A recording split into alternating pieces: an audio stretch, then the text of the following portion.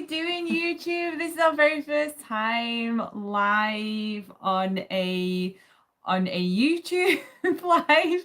Normally we do go live on our Facebook page, but recently we've been feeling much more drawn to this particular platform. I absolutely love YouTube, and it's just so beautiful to be able to give back to the channel.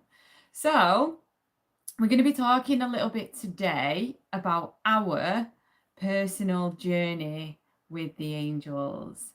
So first of all, my name is Amy. So my YouTube is Activation Amy. So I support healers and light workers with activating their channel, activating their light language, working with the angels so that they can fully have confidence and live their purpose. And this is my lovely mother. Hello, yes, I am Amy's lovely mother. So I love the way she introduces me. It always makes me laugh the way that you say that. So Amy and I work together, but we work independently as well. So my name is Claire. So I am a medium and also an angelic Reiki healer and Usui Reiki healer. So between us we do a lot, don't we, Amy? Yeah, so we've been on this journey together, I'd probably say since 2016, is it? 2014? It's just too long to remember. So, yeah. But our journeys started long before that, really, didn't they, Amy? Yeah. So today we're going to talk a little bit about our journey and how we ended up working with the angels. So do you want to start just saying a little bit about, your childhood and how you were brought up and all? Because I think it's nice for people to have a little bit of background information. Yep, so I was born in the 60s. So yeah, I'm pretty old. So being aware of spirit and of angels from as long as I can possibly remember. So I was the classic child who daydreamed a lot. And had imaginary friends, but for me they were never imaginary. And as I got older, I started to realize that these were not imaginary friends. So I did go to a Catholic girls' school. So can you tell us about the imaginary friends first of all? Like what do you mean imaginary friends? Okay, so my imaginary friends, one of them was a soldier. So this soldier was maybe a couple of 100 years ago. Wow. So not of this century or last century, but about 200 years ago. So I used to talk to him. I just called him Soldier. He was with me a lot and he was looking after me, basically. What did he look like, this soldier? Like a soldier. It's very tall, very dark. So actually the uniform it probably predates the 1914 war. It's just, and I don't think he was English. I think the uniform's hard to describe. I get the impression he was more of an American soldier. So he has been with me on and off throughout my life, and I've come to realise that he is one of my guides. I was acting as a child, looking after me. So when did he first come? So I'm going to ask you questions. I think that's the best way to do it. So when did he first come through? Like, how old were you when you realised that you had this guide? How old were you? I don't know if I was of an age, but I remember talking to him when I was 4. So it was just as if he was always there. Yeah. But I was about 4 or 5 when we started maybe interacting more. But it wasn't just this gentleman that was with me. So there were other children that I used to play with. I could see them very clearly, and other adults who would come and go. But also angels. I've come to know as angels. But they were so normal for me, and I used to play the invisibility game a lot as well. So I was known to hide behind curtains.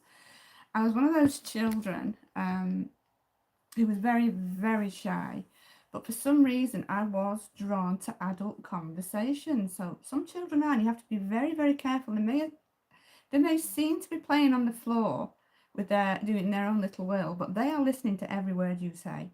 Yeah. And I just remember being fascinated by adult conversation and hiding behind curtains and going around the room pretending I was invisible.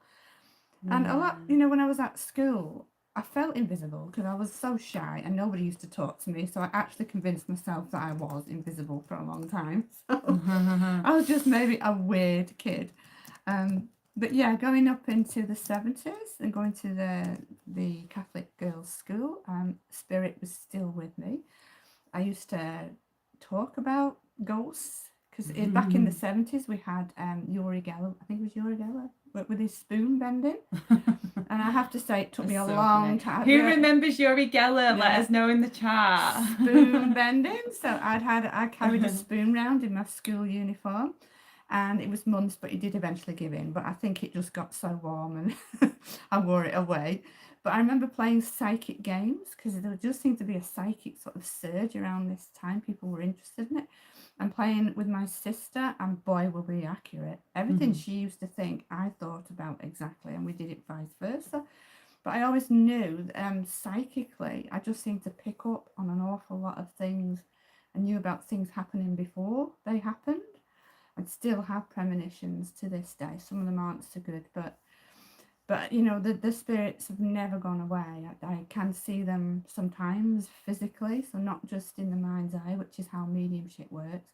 That's mostly how it works, and it is not less value than seeing a spirit physically. In fact, when they do pop in, I kind of wish they didn't because it can still be a little bit unnerving. But there they are, and I did learn in my later life to control this. I didn't really. I kind of put it on a back burner till maybe in my 50s, and then I had a massive spiritual awakening again. Hi Angela, I'm just going to say hello to people. Hi Simon. Absolutely. Hi Avanimi, sorry, I don't know how to pronounce, I'm really sorry, I don't know how to pronounce your handle. Sorry, I am 2%. Okay. I don't know what that means, lovely. Thank you for joining us. So we're just having a conversation with my mum a little bit, and this would probably be quite a long conversation around like because she's ancient. We're just talking about like our spiritual experiences, and you can let us know like if you resonate similar with this. We're talking about what, you know, our journey, and in particular my mum's journey today growing up. So like I'm gonna ask the questions. So Angela, I think it's Angela, isn't it? I remember Uri Geller. Yeah, I remember him off like, was it Blue Peter and like I don't remember Blue Peter. What was it? The comic relief. Anyway, sorry, go on. You were saying. I've totally interrupted you. I'm just trying to say hello to people in the chat as well. That's fine. So hello people in the chat. So Amy does the technology because I just give in with it. So yeah, so I don't want to go back and relive everything, but I got married and got divorced after 25 years and had a massive spiritual awakening. And this time, you know, spirits were going to stay around, and I was seeing them physically again and got very, very, very frightened, because if you've ever seen The Sixth Sense with that little boy, is that accurate, because it was pretty much what was happening to me. All sorts of things in the house, just everywhere I went, seeing things everywhere. Eventually, it never dawned on me that I was a medium at any point in my life up to that point. And then I decided to get mediums into the house because of all the weird stuff that was going on, which I knew was spirit, something weird was happening. So when some ladies, 2 mediums came round, beautiful ladies, and they helped me enormously, but it did put me into more of a fear state for a while because I couldn't seem to get rid of it. And it was only when the second medium came and she talked about, oh, you know, bring in the angels, you'll start to feel better. Now, being of you know, a Catholic background, angels were very important to me anyway, and I'd always talked to my guardian angel, but she talks about the archangels and Archangel Michael being specifically for protection. And I just thought, right, I'll give it a whirl. But previous to me bringing him in, I'm sure some of you might relate to this, and this was scary at the time, every night being woken up at 3:33 a.m. Now, the first night, it's like, oh, I'm going to get up at 5 or whatever, you know, and you think, oh. The second night it happens again and you think, oh, for goodness sake. The third night, you are a bit freaked. It's like, okay. And this went on and on and on and on and on. And then I was seeing 333, 1111, just all kinds of numbers. Didn't even know what angel numbers were. I remember confiding in Amy, and she was the I told her what was happening. And we'll talk about Amy's journey a little bit, because at the same time she was going through this, but she was a little bit further down the line and understood it better, because you had two mediums, I think, as friends, didn't you? Well, yeah, like I was on my own journey, but anyway, go on. You can. Yeah, so when I realised what was happening, I brought the angels in and things began to change. I began to come out of the fear and into a feeling of joy. But at the same time, I had this feeling, and I've had it throughout my life and never really understood it, that I was meant to do something. And I know many of you can relate to this. It's like this thing that eats away at you is, what is my life purpose? What is my purpose? I haven't fulfilled it. There is something I need to do.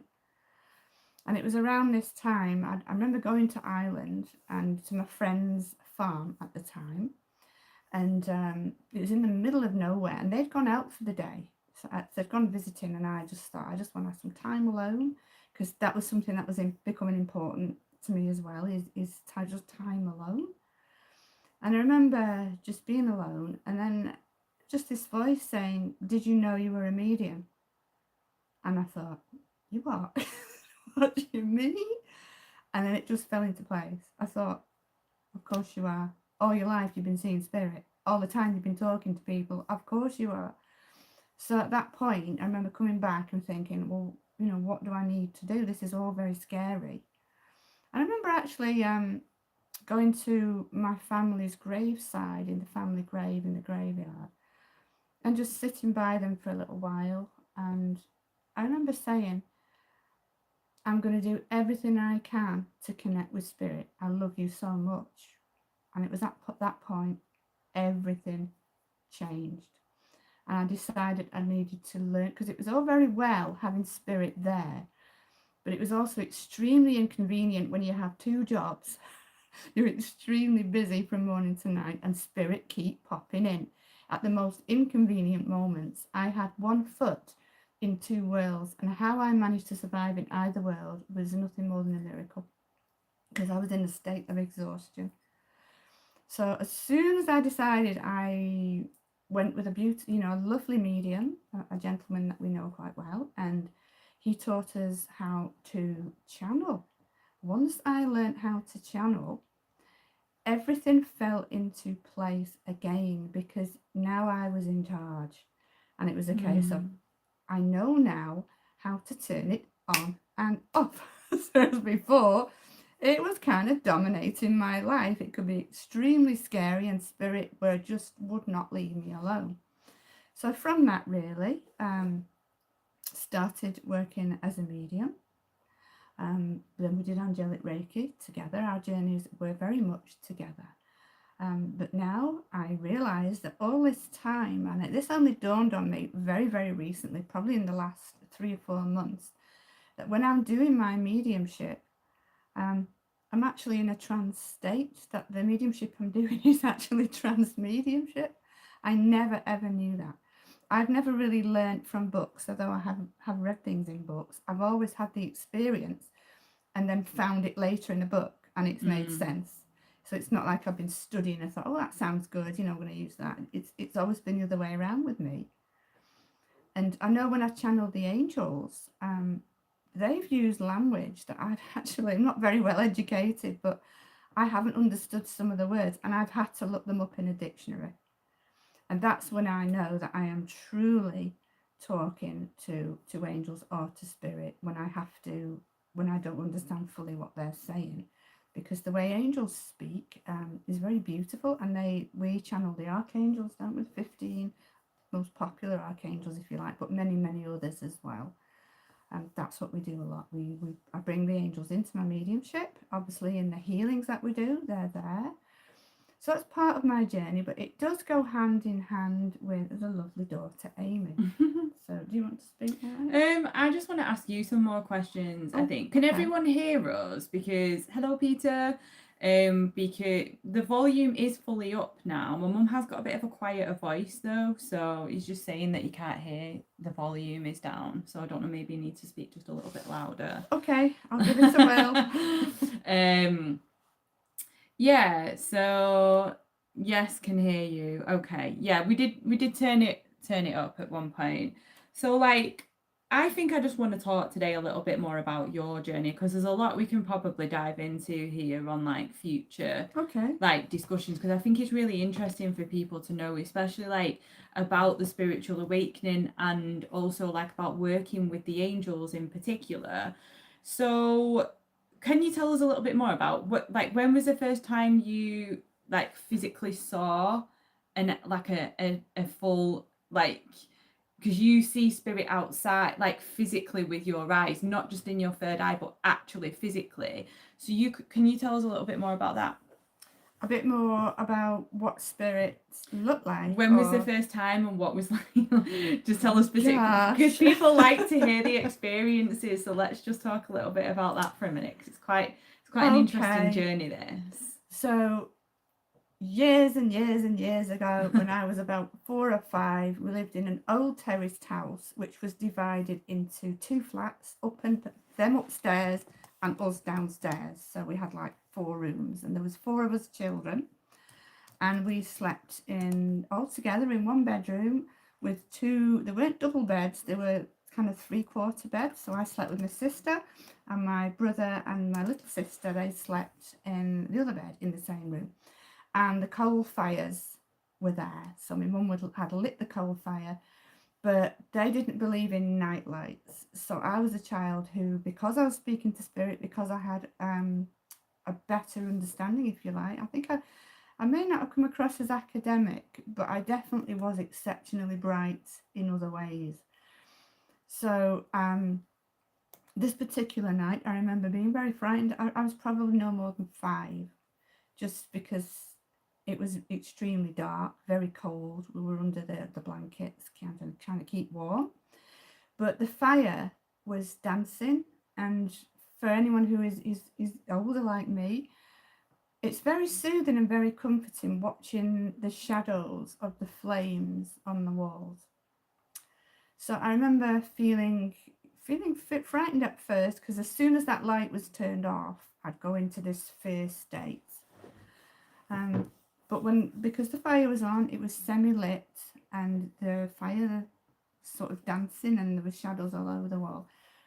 And then I do remember an appearance of spirit at that point. So this was a lady that appeared. I remember the same old gentleman. Has anyone got chills? The same gentleman was there. The soldier was there. I probably called him in, just for comfort. And I was a dolly girl, so I had loads of dollies in the bed with me, and I remember holding them really tight. My sister hated them. She was 12 months older than me, and she couldn't be doing with any of them, so I inherited all her dolls as well. I just remember not being frightened in any way at all when the lady in white appeared.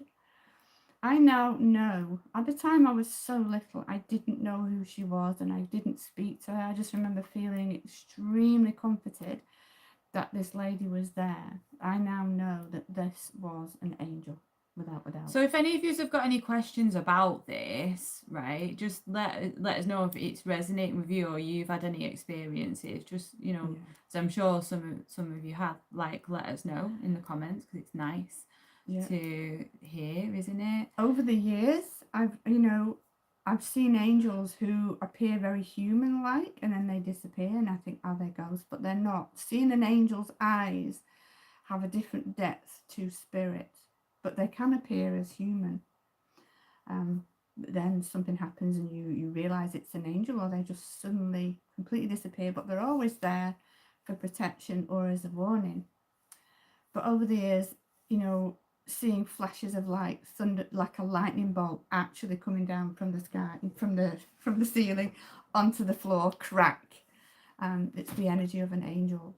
So that used to happen a lot, an awful lot. And that happened a lot through my childhood as well. I never understood what it was. I now know why I wasn't academic. It's not about being academic. I had very little sleep. I really think I had insomnia. Still the same now, and it's still I the feel same. like I've had insomnia now. all my life because I'm either channeling with them or they're Yeah. appearing, or they're just there. So it's something I've grown up, something that I've embraced now. Just go through the time of fear, but the way I feel now is probably the way I felt more as a child. Yeah, because I'm excited every time I do mediumship. I do a sitting first, so my sittings can last an hour. So when I do a sitting with somebody, a client,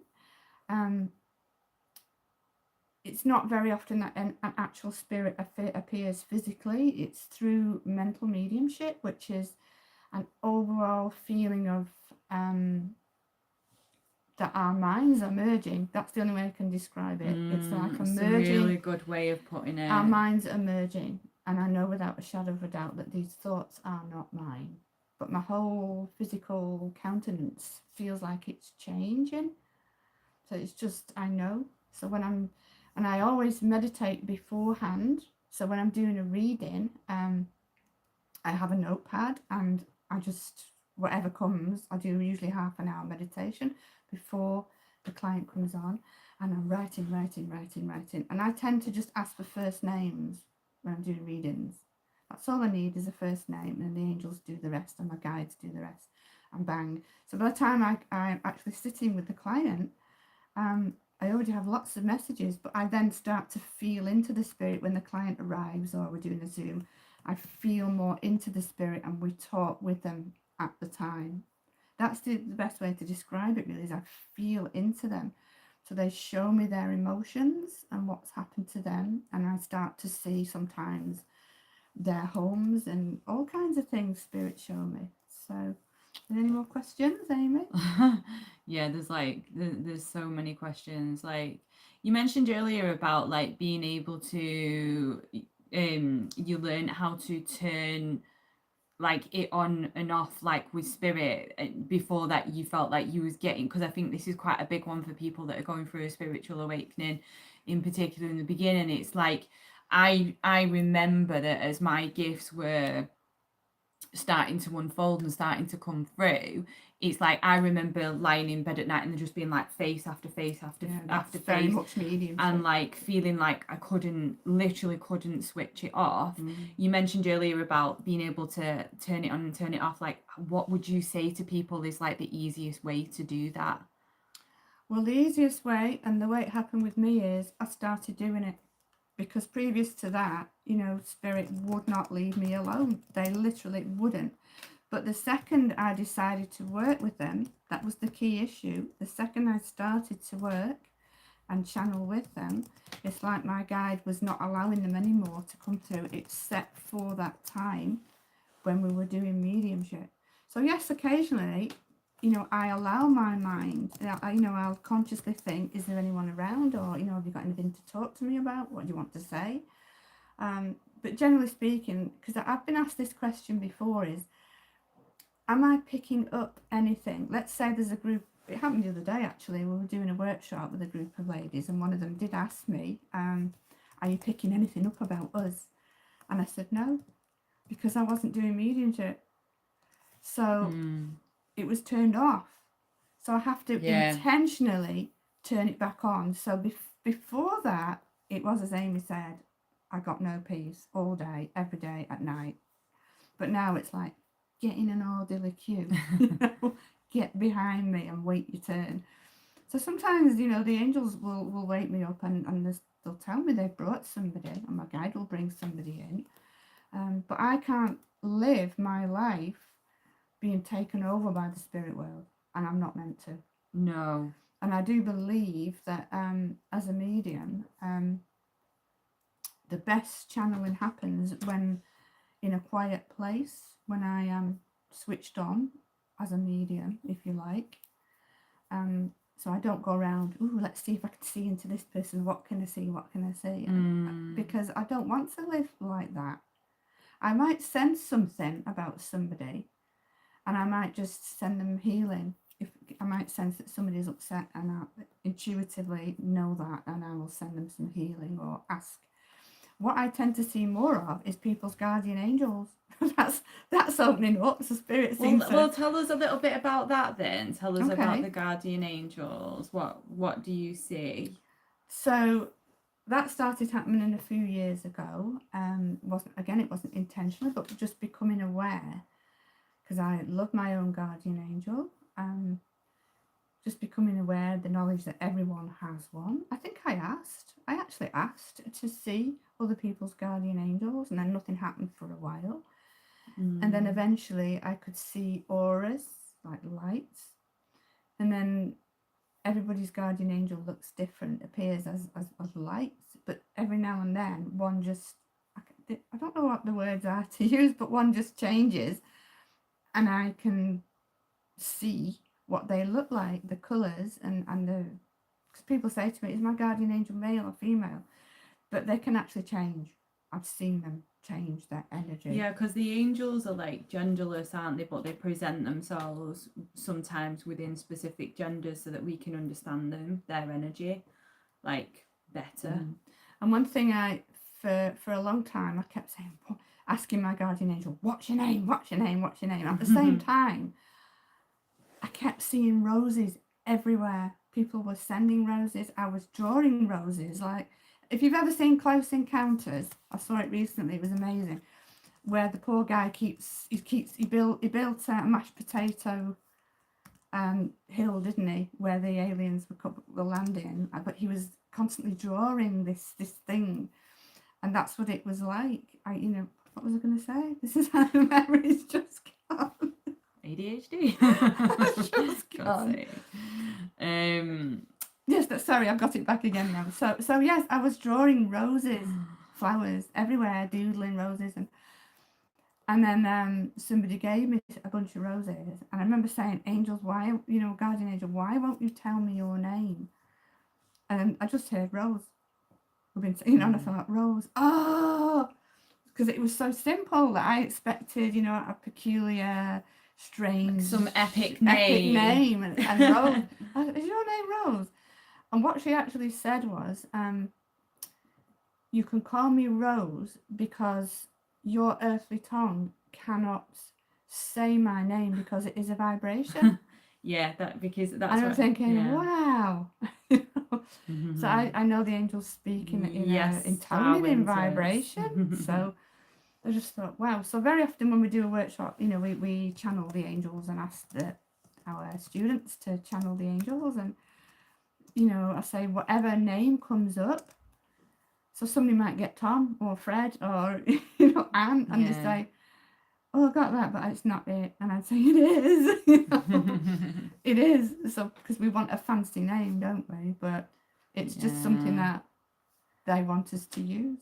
It's funny, isn't it? Because like when we've had workshops and things like that in the past, and then people are like, we set the space up for them to be able to channel their angels and channel the names and stuff, and they'll go, "Oh, I don't think I got the name." We're like, "Go on then, what was the name?" And the name were like, "Well, they said they were called Bob," and it was like, "That's what they call Bob." Call them Bob, because that's not their real name. That's just something, they just call them that. Thank you, Nebula.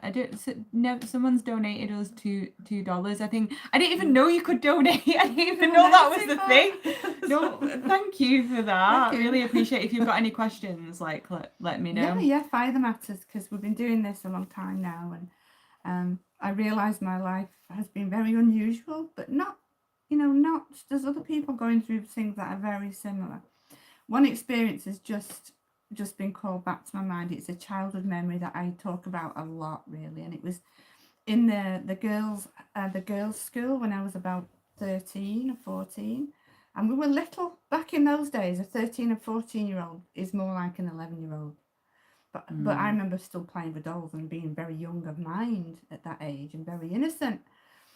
So I was extremely shy, and this school was run by nuns. So there we were in our little brown uniforms, and I had to do public speaking for part of an English exam, and I was absolutely petrified. It was absolutely, for me, who could barely speak, you know, was so shy. So I thought, I'm just going to talk about ghosts. so in the nun school, in the Catholic school, yeah. you're going to talk about ghosts. So then, because of this surge with Uri Geller and the psychic surge and the psychic games I was playing with my sister, and ghosts were just seemed to be the thing, yeah, the talk. I thought, I'm going to have a seance. oh right, yeah. So I did a homemade seance. So I just remember being in the classroom with the English teacher. She wasn't a nun, but she was very, very religious, very elderly. I say elderly, but I bet she was only my age, you know. But back then, she appeared to a small child as elderly. So she didn't know what to expect, but I asked, could all the curtains be closed? Didn't have the internet. I had we had library books, and I'd drawn pictures and had library books around for people to look at pictures of ghosts and what have you. So all the girls were, I've never been so popular in all my life. They were thrilled. So I asked them to come forward, and I put a table in front of me, and I said, we're going to contact spirit now. And all these girls flew forward, all really enthusiastically. And I put out my tarot, but I suddenly looked, not a tarot, my circle of numbers and yes, no, and just certain things. And I had a glass which we're going to move. And I looked round, and I was aware that the teacher had gone. She fled. And I thought, oh. So I just thought I'll ignore it. So I carried on doing my seance.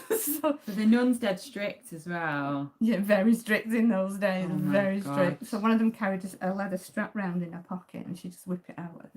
I never got anything like that because I was an extremely good girl, apart from this.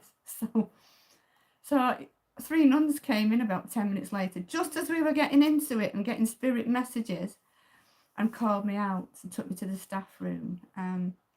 So I was absolutely petrified. I thought they were going to beat me, and I don't know why. I honestly didn't know that I was doing anything wrong. To me, it was just the most natural thing in the world.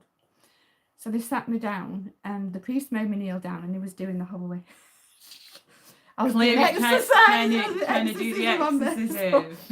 So yeah, the nuns prayed with me and God. said that you know, it was evil. What I was doing was evil, and I wasn't ever speak of it again. I told them about my ghost friends, and they said no, you know, it's not acceptable. But what they did was they made me fearful. What was so beautiful and so natural as a, you know, in my mid-teens, then I became extremely frightened, and I shut it down as much as I could. And it's so sad, because if I was a child in these days, you would be encouraged in every way. Well, depends on the family. I think so. Yeah, it depends on the family. Yeah, because some people are still like, that's a load of crap, that is. But even with the psychic surge and all that was going on in the Catholic school, it was like, no. And, you know, from that day forward, I refused to talk to anybody except my guardian angel. Spirit came, you know, no. I did somehow manage to shut it down. But I always think, when I look back now, and I just think, I wonder what that teacher said to the nuns and what their faces would have been like. Oh, Clare lost his seance. So yeah, so it's funny now. I just think it's comical now. So. But it's no wonder then, is it, like when you get to a certain age and then, you know, you shut it down for all these years, you've kind of like repressed that gift, and then it's like, you know, it gets to a point where it's like, right, this is going to happen, like, no matter what. Because I believe, and what I've seen from working with people is like, it gets to a point where it's like, right, now you're gonna, you know, be activated in your gifts, and like, now it's time for you to start using your abilities. It's time for everything to open, and as that starts to open, and you know, spirit are kind of like getting your attention and all that again, it's like then you've got all this resistance to it because of the programming that you've had as a child, where you've been like really like reprimanded like around that, and like told that, you know, it's satanic and like all this, isn't it? It's like, yeah, it's so sad. Such a natural ability. It's so sad. But sorry, go on. I was just gonna it's gone again. I had it and it went It's again. my fault. It's my fault. It'll come back in a minute. It drifts in and out. No, I shouldn't have interrupted you.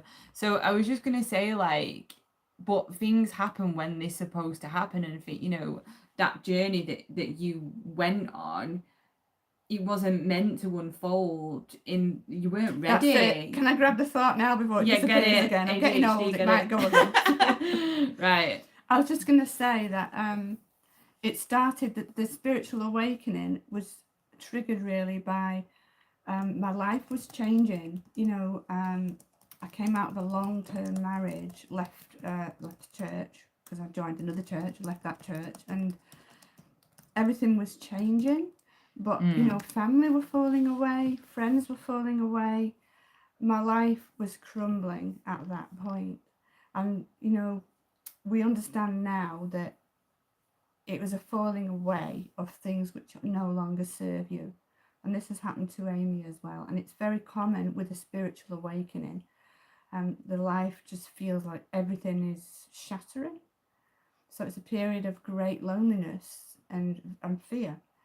But what's at the back of it is you're being lined up with your path.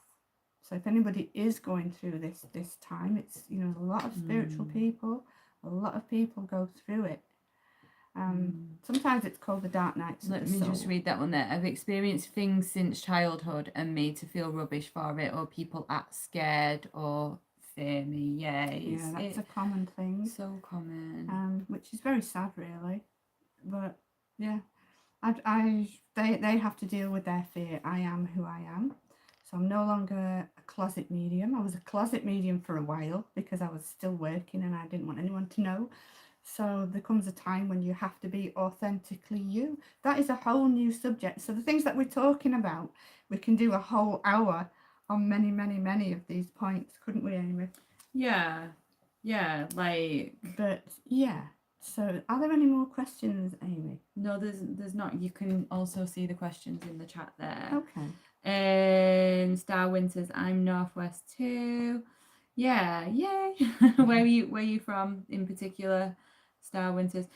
Yeah, the thing is though, I mean, now, right, it's becoming so much more accepted, all of this stuff, especially like in the past 10 years, because I remember like 10, 15 years ago, like telling my dance teacher about like, you know, like the cards and all of that stuff, and she was like, absolutely not, you know, oh, it's a load of crap, it's nonsense, da da da.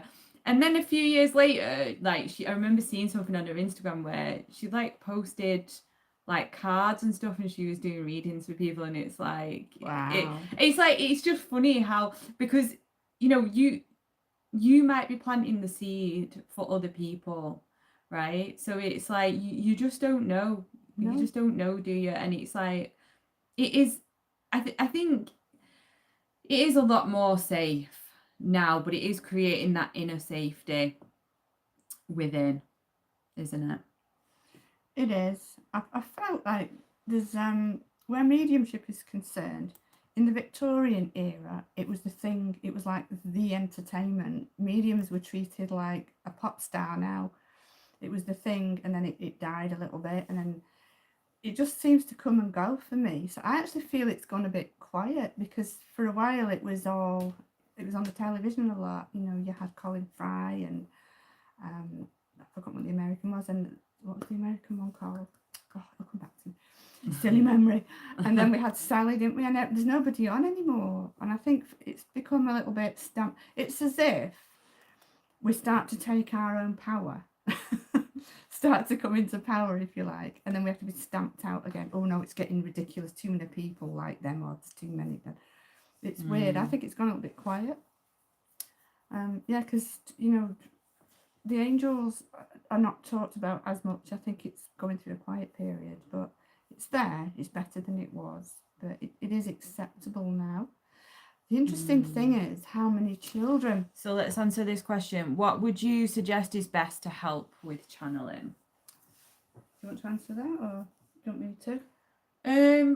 We can both answer it, I suppose. Well, the word for me that comes to mind is meditation. got to learn to quieten your mind first of all. Practice to meditate. Well, that can be very, very difficult in the beginning. I know it was for me for like a very, very, very long time.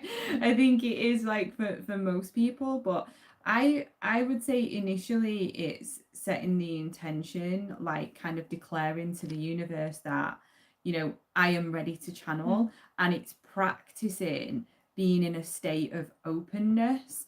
I'd say one of the best things that you can do is like to have a journal, right, where you start to write down any spiritual experiences that you have, like any dreams, any noticing of, you know, like any synchronicities, and as you start to write in it, what happens is that because you're focusing on these things, you start to get more of them and you start to receive more of them, and that then creates this openness, and just becoming more, the more you can relax your mind, because channeling is all about receiving. It's all about like opening. And we have actually got, I think there's a playlist on this channel that where there's about 7 videos of us specifically talking about channeling, and how to like activate your channeling gifts. So if you want to find that, there's like a whole course on this channel. If you want to have a look at that, that's like a free course. It'll be under playlist. So yeah, forgot that we did that. Actually. Yeah, it was good. Other things going. Yeah. One of the things that I realise is everybody is actually receiving messages, because your angels and your guides, everybody in the world receives messages, but a lot of people, we just dismiss them because we dismiss them as a random thought. They don't land, because I always think, I visualise it as you need to brush all the rubbish out of your mind and recognise that there's a random thought. When a random thought comes in, it's coming from somewhere else, and it's almost like grasping the thought before it disappears and thinking, oh, what was that? So it's learning that actually, if a random song comes into your head that you've not heard for a long, long time, but it just comes from nowhere, and you're singing a line, there might be a message in that line. Yeah. So it's understanding how they channel with you, that they are channeling with you. It's just that it's learning, as Amy says, to quieten your mind. Meditation helps, but I think it's also doing the quiet things. I mean, if you do something that doesn't require any thought or 100% focus, that is a form of meditation. So, for instance, I do jigsaws, and I'm 100% focused on it. No other thought. I'm not worrying. I'm not stressed. I'm not thinking about anything except colours and shapes. And that's brought my clairvoyance on, but then all of a sudden, that I might receive a message. When I'm out in the garden, I might receive a message, because all I'm thinking about is the one thing, which is flowers and plants, and I feel connected. I'm more likely to receive a message. So when your mind is overactive, it's just, as Amy says, learning to switch yourself off. And it is like switch, that's like I said before with mediumship, it's turning the switch on and off. So learning to channel is exactly the same. Yeah, and it's just quieting your mind and set the intention that you want. Yeah. And if you do feel drawn to it as well, Star Winters, just because you said you're near Manchester, we do offer like different courses and things like that if you do feel like you want to explore it further. But for anyone watching, there is like a whole free channeling course on there, and I've got a free Awaken Your Angelic Voice, because another really good way is through light language, which is sound frequency moving through your body, because it clears throat chakra blocks, it opens your third eye, it opens your heart.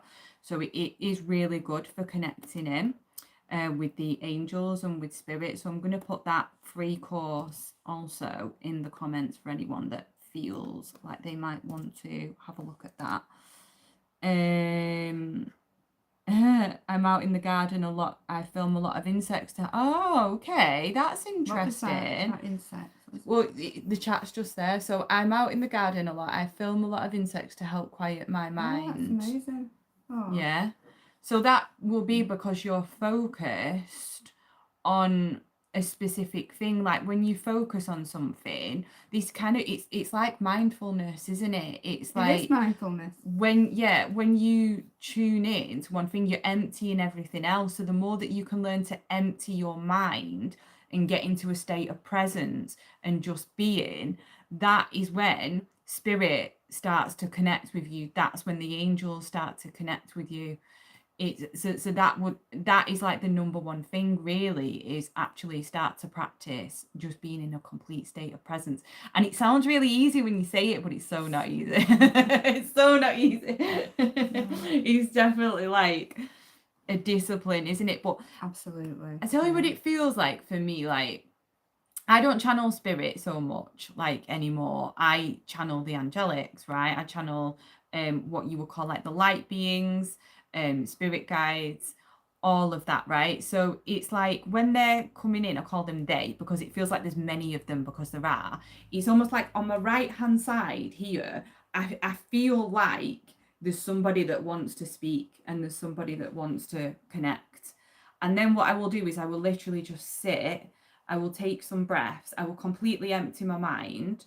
I'll do some grounding visualization. So there's like videos about this on my channel. I'm not going to go into the whole process now, but like I'll do some grounding, and then I'll practice dropping into my heart, and it's like I feel my energy go like this, right? And then I'll just allow myself to start speaking, and the message will start to come through.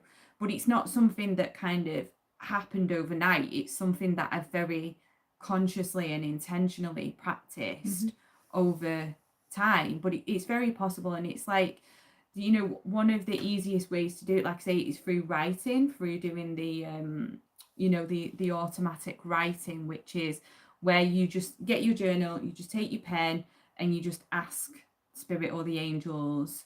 I always ask Archangel Michael to protect me, because the fact is that the dark and the light do exist. I always want to make sure that I'm coming, I'm asking for only the highest information that comes from source, that comes from love. So because I was a macro thinker and too much came at once, so it's like big, right? However, it's such a blessing to look at micro, like the small. I will have to connect with you, as we could talk forever. Oh, lovely.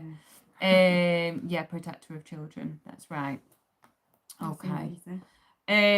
Is there anything else that you want to share right now? Because obviously we can do a lot more of these. One thing that I would like to share in the future, it just came to my mind now, not particularly now, because it's something that's, again, it's quite a big subject. So over the years doing mediumship and talking to spirit directly, and I have lost a lot of my family members, so I'm very much invested in it, really. So asking spirit, what are you doing now? So the surprising answers I've had are absolutely mind-blowing. So it'd be nice to find out, what are your loved ones doing who have passed? What are they actually doing right now? So that again is a wonderful subject. So I'd like to share the experiences I've had through mediumship and what I've been told. Well, we can talk about that next time. So maybe write it down so that we don't forget. I won't forget. Okay, so if you did resonate with this today, as I say, I do have, make sure you subscribe, shameless plug, because there's a lot of different things on my channel, different videos that are in relation to what we've been talking about tonight. My mum isn't on YouTube, but her Facebook page is Clare Losty. And Angel Medium. Clare Losty Angel Medium. If you would like a reading, an actual mediumship reading with my mum, if you feel drawn to that, we are launching. We're doing a 3-day live course next week, actually, if any of you want to join us for that. It's called Activate Your Angelic Abundance. So that will be on Monday, Tuesday and Wednesday at 7 p.m. And we're going to be talking about working with a specific archangel for like opening your energy to receiving. So it can be financial flow, but it can be in all areas of your life. So we're going to be doing that next week. We'd love for you to join us. I've got lots of different courses and things you can have a look at on amygodwincoaching.com. If you are local to Manchester, we do run like spiritual development workshops. We've got the Angelic Reiki attunement coming up. So there's loads that we've got going on, but we're grateful for you joining us tonight. This was really, really fun. I'm really glad I made the decision to give this a go live, because I've never done this before, and it's nice just to talk to and connect with new people. Okay, have a lovely evening, everybody. Yes, enjoy your evening. Thank you for joining us. I don't know how to go now. Don't know how to leave. Bye. Bye.